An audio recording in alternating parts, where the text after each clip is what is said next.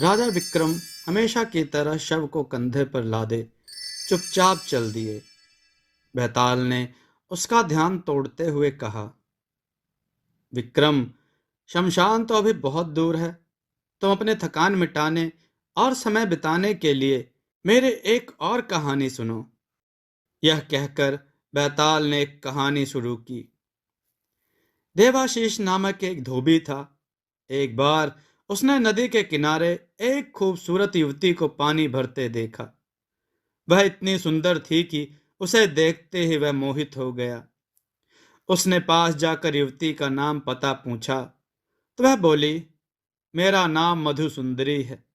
मैं पड़ोसी गांव के ब्राह्मण की पुत्री हूं। देवाशीष मधु सुंदरी से विवाह के सुंदर सपने बुनते बुनते घर लौट आया। उसने अपने माता पिता से कहा कि वे मधु सुंदरी के घर विवाह का प्रस्ताव लेकर जाएं। मधु सुंदरी के माता पिता भी खुशी खुशी इस विवाह के लिए मान गए।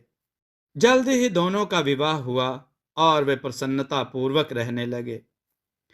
कुछ दिन बाद मधु सुंदरी का भाई अपनी बहन व जीजा को साथ लेने के लिए आया।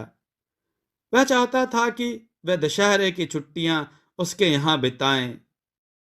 देवाशीष ने उसका निमंत्रण मान लिया। अगले दिन वे तीनों मधु सुंदरी के मायके के लिए रवाना हुए। राह में मां दुर्गा का एक मंदिर आया। भाई मां के दर्शनों के लिए जाना चाहता था, इसलिए वह मंदिर में चला गया। वहां उसने मां के सामने भेंट चढ़ाने के लिए अपना सिर ही काट दिया। मधु सुंदरी ने काफी देर तक भाई का इंतजार किया। जब वह नहीं लौटा तो वह चिंतित हो उठी। उसने अपने पति को देखने के लिए भेजा। देवाशीष मंदिर में पहुंचा तो उसने देखा कि साले का कटा सिर देवी के चरणों में था और धड़ भी पास ही खून से लथपथ पड़ा था। उसी क्षण उसने भी तय किया कि वह भी स्वयं को मां के चरणों में बलि चढ़ा देगा। उसने भी अपना सिर काट कर मां दुर्गा के चरणों में भेंट कर दिया। काफी इंतजार के बाद मधु सुंदरी भी पति व भाई की खोज में मंदिर पहुंची। वह उन दोनों के कटे सिर देखकर जड़ हो गई।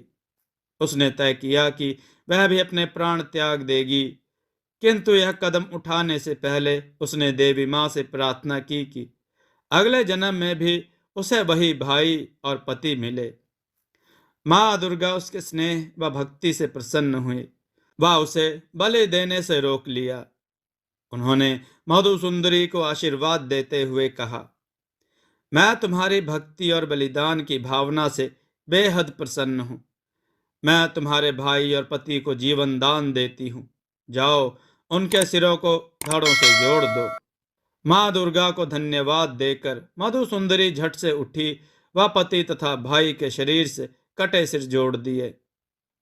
मां दुर्गा की कृपा से वे दोनों भले चंगे होकर उठ बैठे व मुस्कुराने लगे।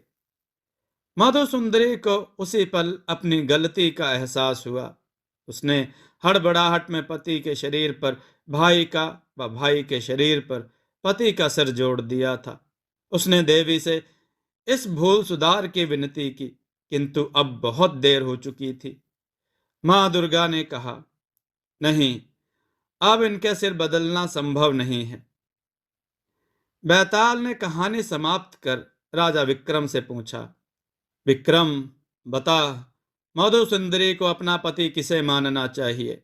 विक्रम ने पल भर सोच विचार कर उत्तर दिया, जिस शरीर पर उसके पति का सर है वही उसका असली पति है।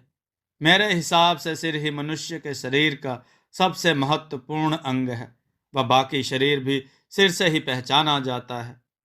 ज्यों ही विक्रम ने प्रश्न का उत्तर दिया, बैताल फिर से पीपल के वृक्ष की ओर उड़ चला। दोस्तों, आपको यह कथा कैसी लगी? अपने विचार और सुझाव कमेंट में जरूर दें। हमारी कथाओं को लाइक करें, हमारे चैनल को सब्सक्राइब करना न भूलें।